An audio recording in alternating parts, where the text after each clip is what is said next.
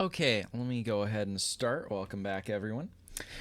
So today what I want to cover is Millmans' theorem.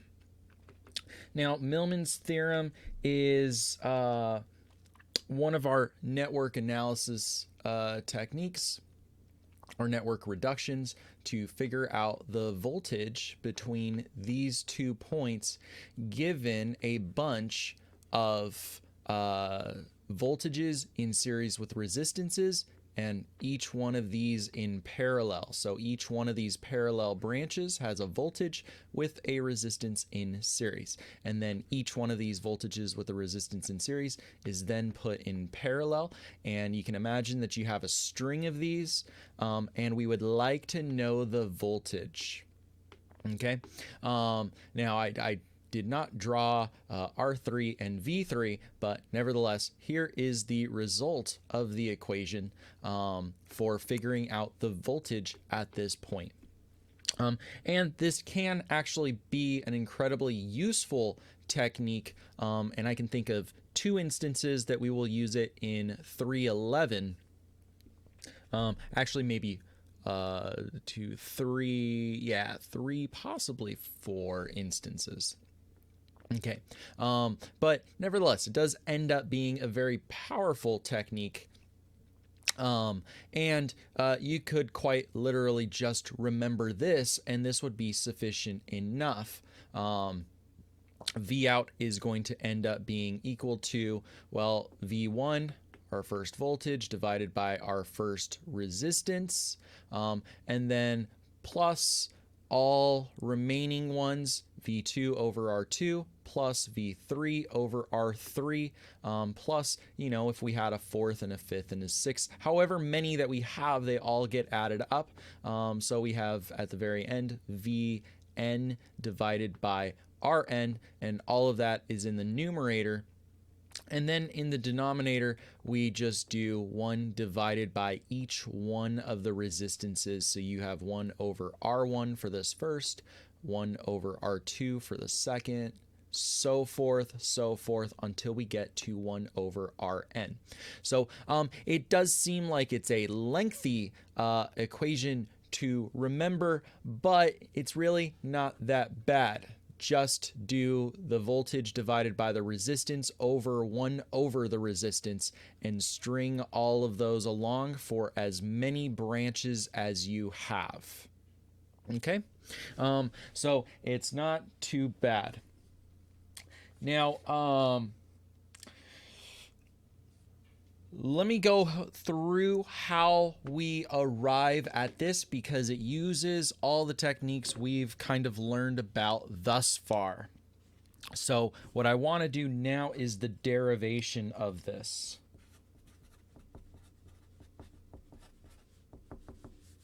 How do we arrive at this? Okay, it's actually not that bad.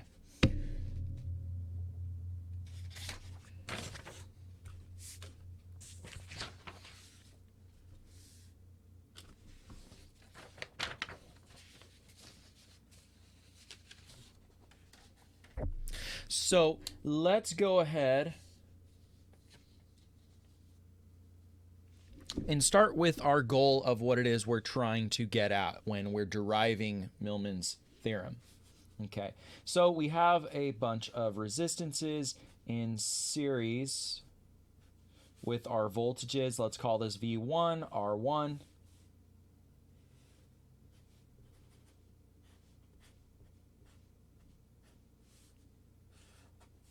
V2, R2, and so forth, until we get to Rn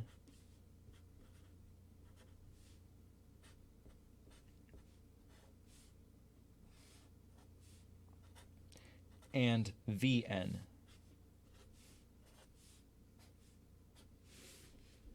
Now,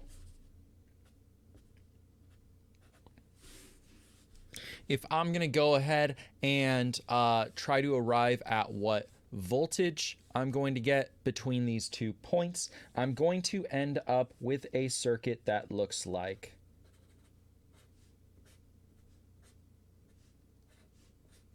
this, with an R and a V. Okay, and this looks very familiar. We have a voltage in series with a resistance, and we've already kind of done something that looks like this. Thevenin equivalent circuits would result with this. Okay, so we're going to try and convert this essentially into a Thevenin equivalent circuit. So I'm going to call this RTH, and I'm going to call this VTH. Okay. Now, the first thing we can go ahead and do to try and eventually get to this is to actually do a source transformation on each one of our voltages. Okay, so keep in mind the goal is we're trying to arrive at what the conclusion of Millmans' theorem tells us. Okay, so we can do a source transformation on each one of these voltages of these parallel branches. So let's go ahead and let's do that. So I'll call this step 1, source transformation.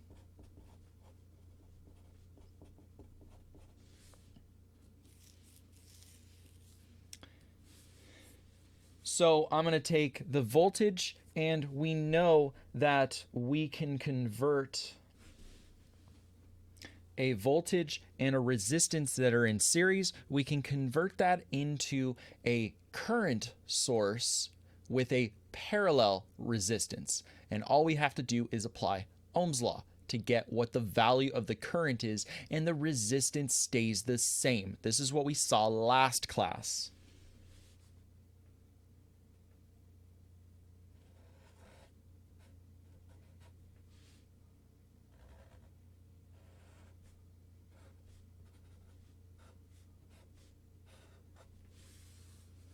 The R1 will stay the same. However, the value for the current when we perform the source transformation will be V1 divided by R1.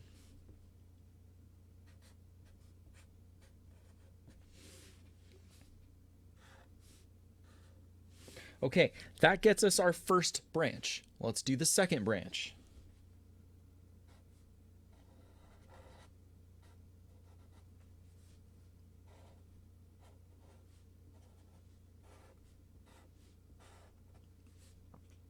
Now we have R2. The resistance stays the same. That's in parallel with our resultant current source, but the value of the current is going to be equal to V2 divided by R2. So again, just source transformation.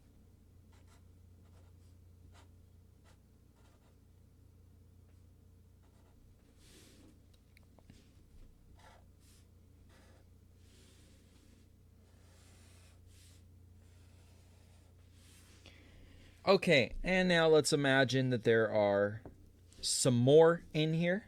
We know it's just going to be V3 divided by R3 in parallel with R3 until we get to the last one, which is going to be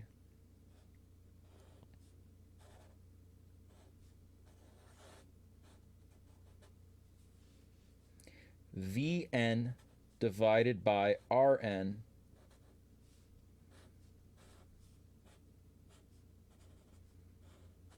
in parallel with Rn.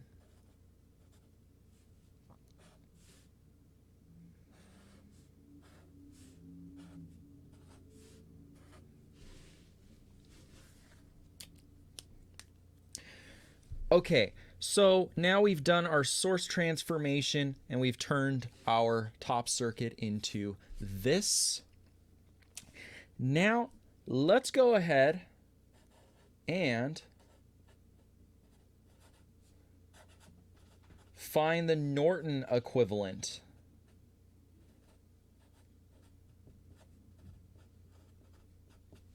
for this.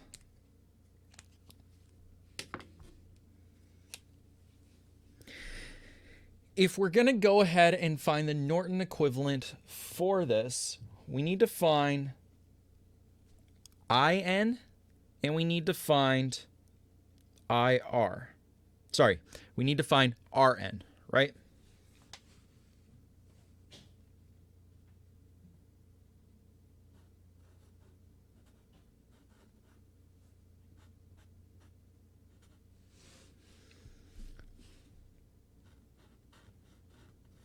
And let me make sure to use capitals for this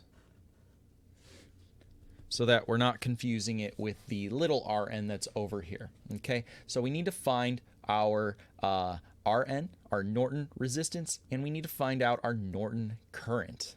Okay, let's actually start with finding out our Norton current. Now, to find out the Norton current, we short out our two terminals. We're finding it from the perspective of these two terminals, and we need to find the current that's flowing through this red short.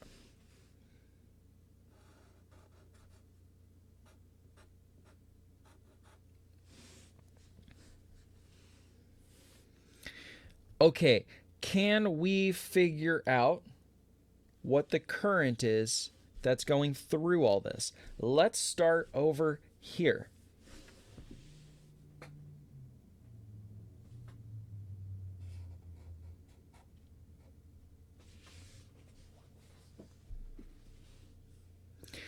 Now, think about this for a second.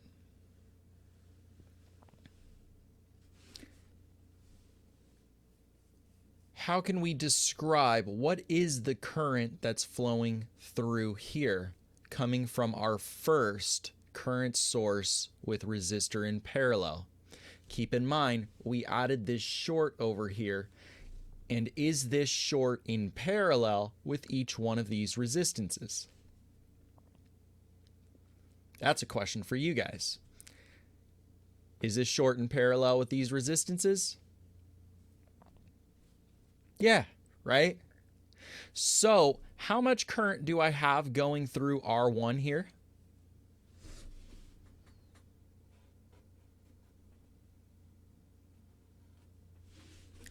I have 0 current going through R1. This is why applying Norton equivalent circuit to this is so easy, because this short ends up canceling out all of our resistances. So if I have 0 amps going this way, how much current must I have going through here? Call it out in chat, or call it out on the microphone.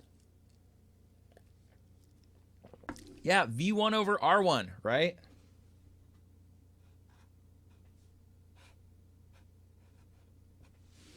That's our current that's flowing through here. Okay, let's look at the next one.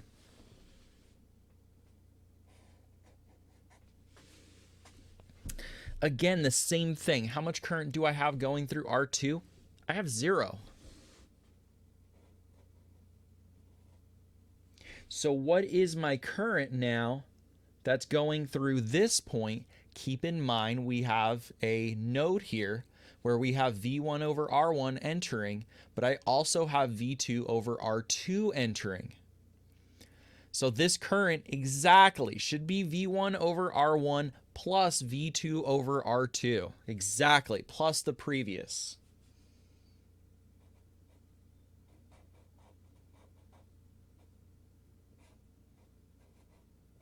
So I have V1 over R1 plus V2 over R2. Okay, so now that we got that straight, what does IN end up being equal to? Well, it's all of our currents added up. V1 over R1 plus V2 over R2 plus ... Vn over Rn. Okay. So we know what the Norton current is now for our however long this string of parallel branches is. It's just the voltage divided by all the resistances summed up.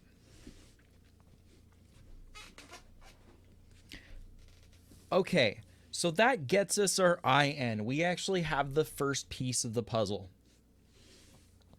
And remember, the goal is we're trying to get to this, and notice that we already have one of our terms, and we'll see how it fills back into our equation for that. Okay, so now that we've found IN, let's find RN.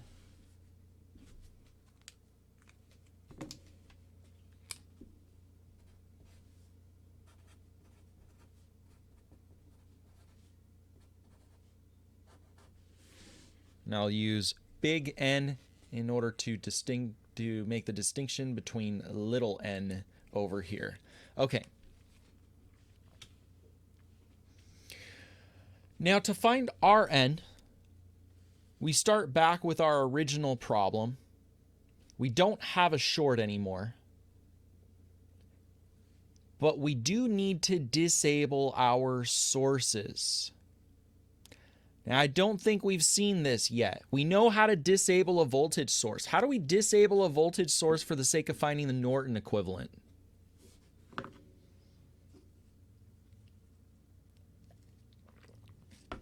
Yeah, you short out the voltage source, right? For finding the Norton resistance when you have a current source, for disabling the current sources, you actually just consider them to be open.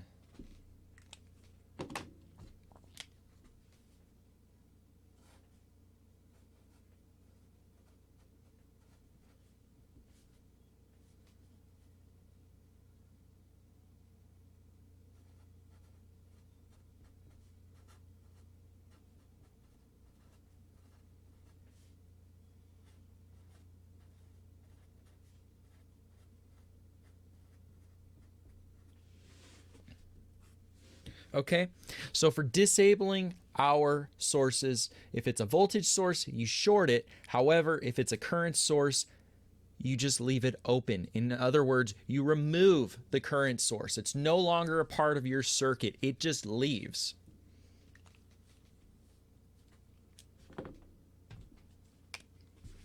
So if I pluck out each one of these current sources from my circuit, and I'm left with an open in its place, what am I going to get? A bunch of resistances in parallel with each other. That's all I'm going to end up having.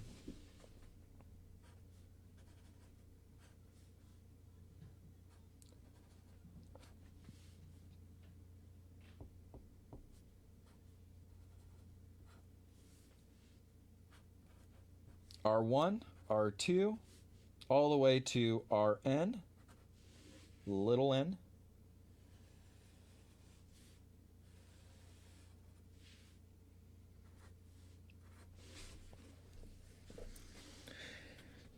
So we removed each one of our current sources and we were left with just Rn in parallel with R2, in parallel with an R3, R4, R5, all the way over to Rn.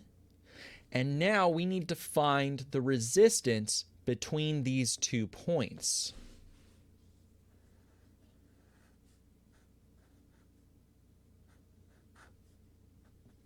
Well, what does that end up being?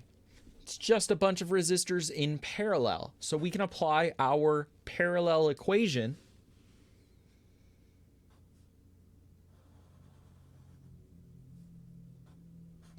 One over the summation of 1 over R1 plus 1 over R2 plus as many as we have plus 1 over R N. Okay, so we have our Norton current and we have our Norton resistance. We can now put all of this into a Norton equivalent circuit. And you can see that what we want to end up getting is a Thevenin equivalent circuit. So once we go ahead and get our Norton equivalent circuit, we can apply source transformation one more time, and we can turn our Norton into this Thevenin.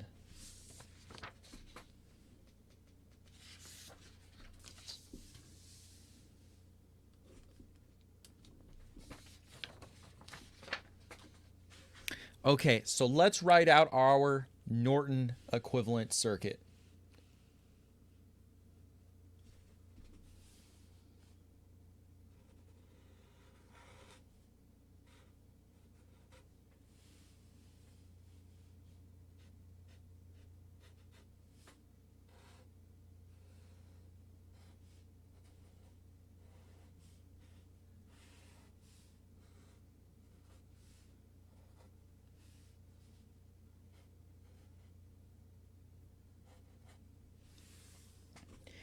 And these are a little lengthy, so I will write it underneath.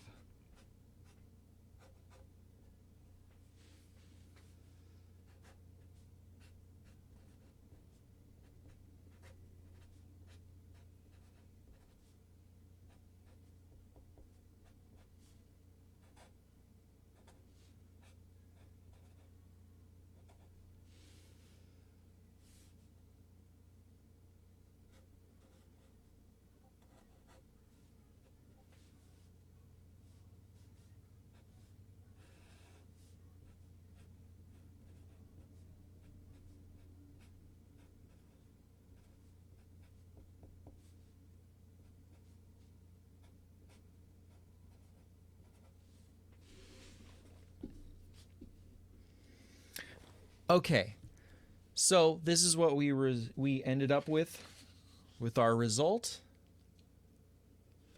Took both of these. And now we can go ahead and turn this into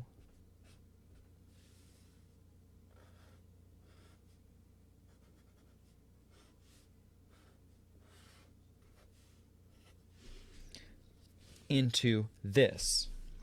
Now, our R ends up being Rn,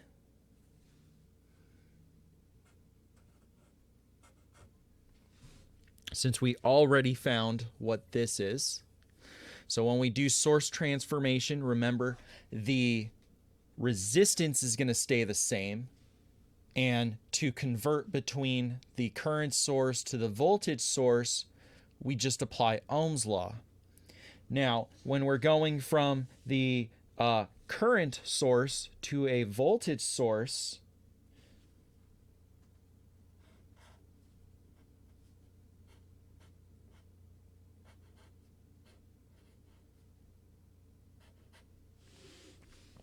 we end up with this. Why is the numerator 1?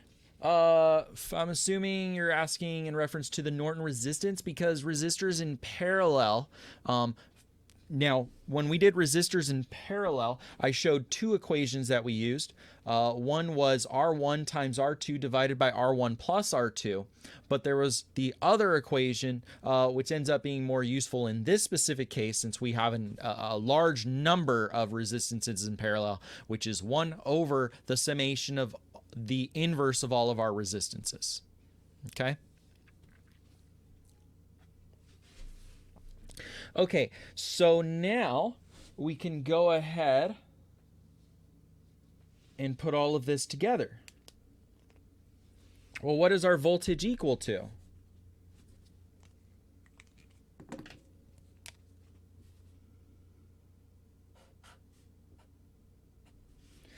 V ends up being equal to IN, which is this, times RN, which is this.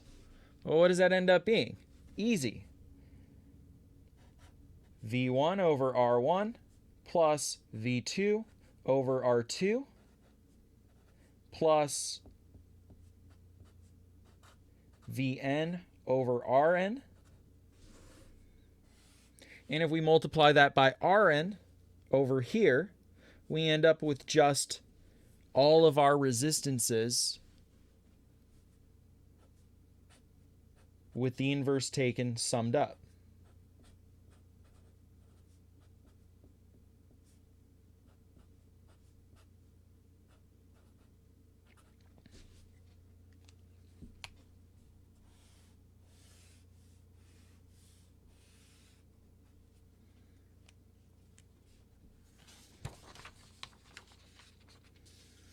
Which is exactly what we had in the first place that I told you.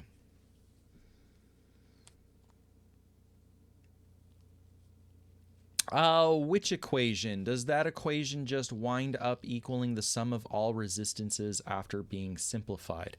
I think the answer to that is no.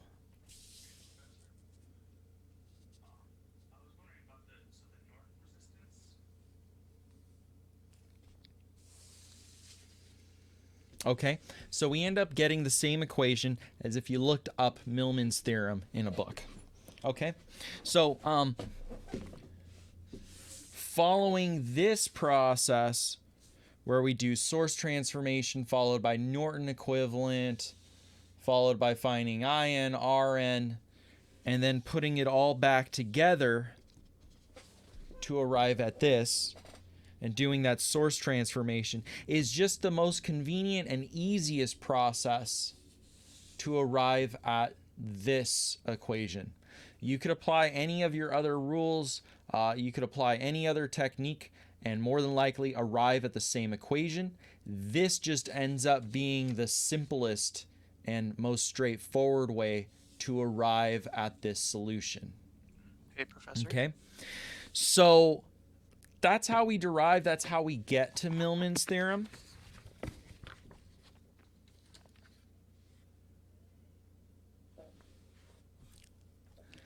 Do I have any other questions? Hey, Professor. You mind Yeah. Oh, sorry. My speaker is so low. What's up? So when I was asking about the equation, I meant the Norton resistance. Since it's 1 over the inverse, wouldn't it just be the sum of all the resistances? No. Okay. No, I don't believe so. Because you do have to sum them up being in I don't want to say inverted. You do have to sum up the inverse of the resistances and then take the whole inverse of that total. Keep in mind, if you were to just sum up all your resistances, that would be them in series. Professor? Yeah, what's up? I thought you were trying to find the voltage between the terminals, right? Not That- just VTH. Yes. So VTH over here is the voltage between the two terminals for Norton. Sorry, for Millmans. We're trying to find the voltage between these 2 points. That is this V. Oh, okay. I got it. Now you're probably getting confused because we also found this R, but in my original Millmans theorem, I did not talk about R. I just talked about this turning into a voltage source, right? Yeah. Okay. Okay, I see. So what ends up happening is, in this case, if all we wanted to know was the voltage between these 2 points, then this is the only equation we need. However, once you attach something over here and you start having current flow through it, then this comes into play. Okay.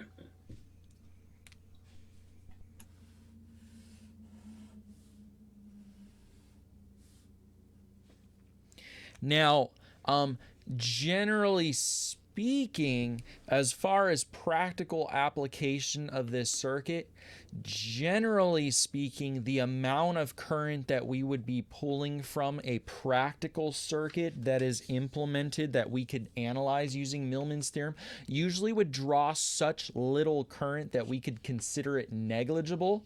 And as you know, if we had zero current flowing through this, we would have zero voltage drop. Hence, we would just be dealing with this equation.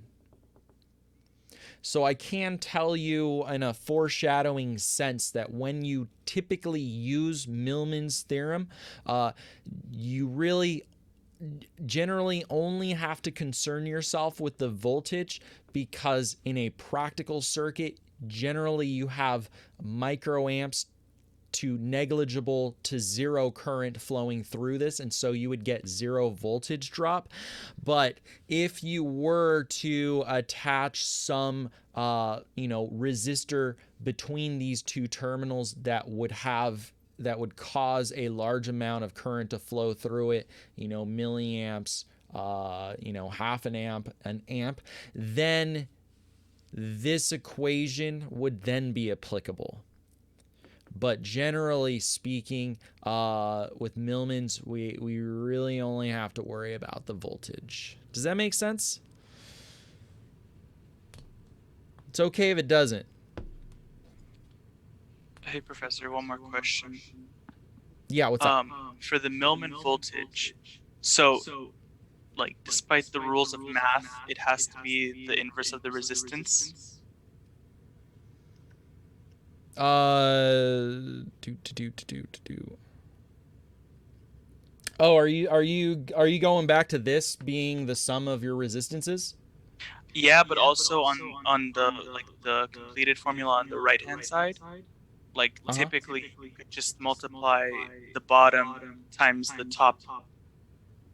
You would flip the inverse, and multiply the bottom by the top, typically. Yeah, for sure.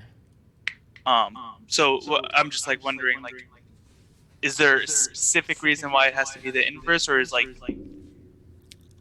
just mathematically does it not work out for some reason? I want to say that mathematically it doesn't work out. I'm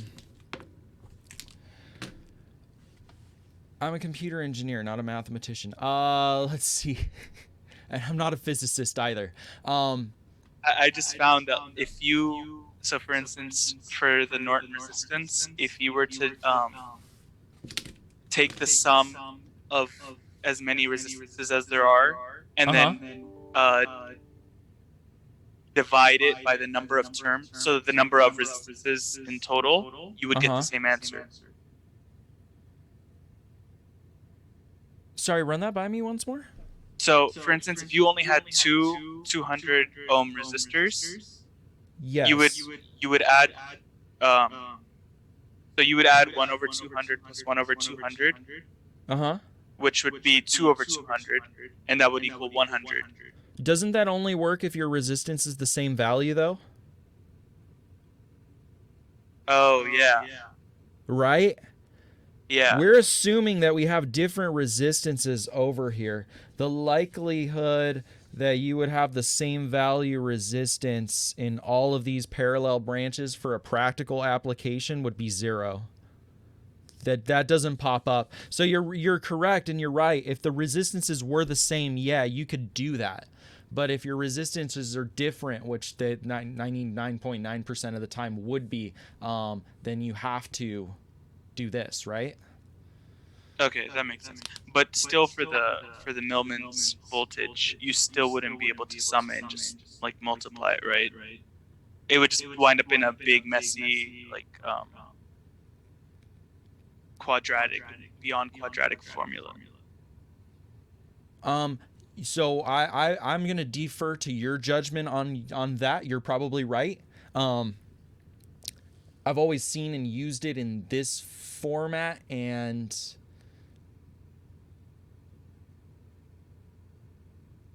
yeah, I get the feeling it gets overly complicated with no benefit if you do it the way that you're describing. I understand what I'm like. I understand my error now is that if you were to do the sum of like maybe 10 terms, you'd have to distribute it across 10 terms on top two, and that would be a horrible equation. Okay, good.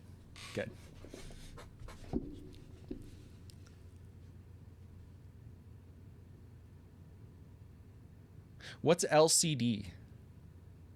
Oh, lowest common denominator, right?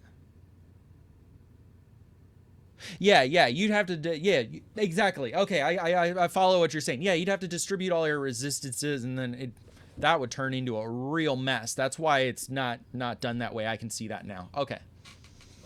Yeah, I think I understand what you were saying now quite a bit better.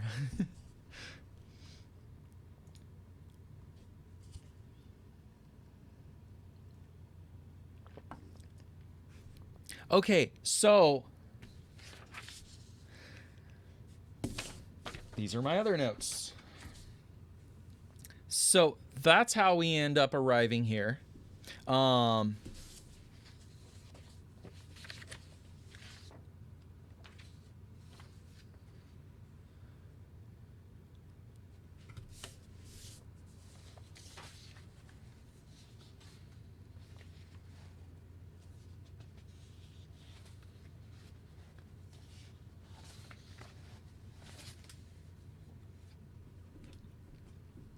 I'm debating whether I want to show you an application of this.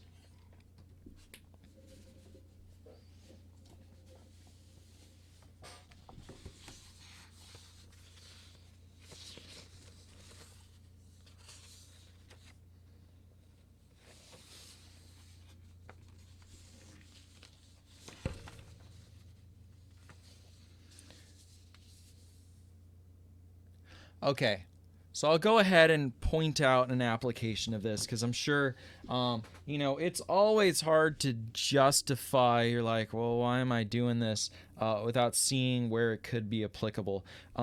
So here's a good example of it, and it's written in a different form than you're probably used to seeing, where I have the end of all of these resistors attached to each other, and we have a V out over here. And don't mind that. What this is, as far as a practical circuit, this is actually a digital to analog converter. It takes a bunch of digital values. So each one of these can either be 5 volts or 0 volts. Right? So either 0 volts or 5 volts, either 0 volts or 5 volts, either 0 volts or 5 volts, either true or false, or either digital logic level high, logic level low. Okay? And these resistances are, if you notice, 1, 2, 4, 8, they're powers of 2. Okay? So what we've done is we've put a resistor that's weighted according to the binary bit position. So bit position 0 gets R. Bit position 1, 2 to the 1. Bit position 3, bit position 3, 2 to the 2, and 2 to the 3, and so forth. So we've binary weighted each one of these logic level outputs over here. And if you think about just taking these two top resistors, I have a voltage in series with a resistor. I have a voltage in series with a resistor. They're all attached to each other up here. Right? This is Millmans. Right? So you can apply Millmans over here to figure out what the voltage is. Now, the whole purpose of this is to take a binary output and convert it into an analog value. Analog value being 1 volt, 1.2 volts, 2 volts, 2.3 volts.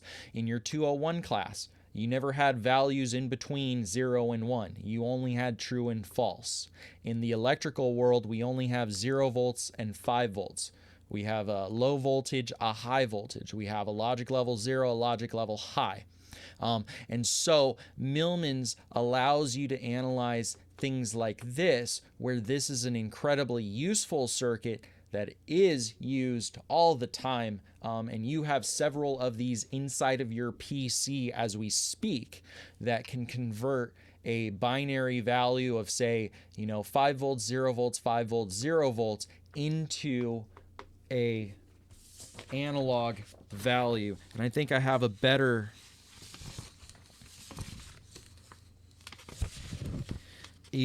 drawing of that. Here's the same thing with 3 bits. We have bit 0, bit 1, bit 2. It's a voltage source in series with a resistance. Voltage source in series with a resistance. You can use Millmans to find your V out over there.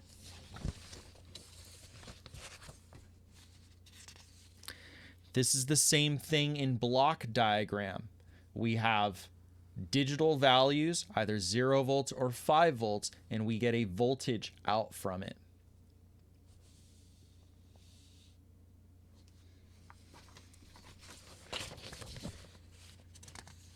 Here's some examples that are a little higher level.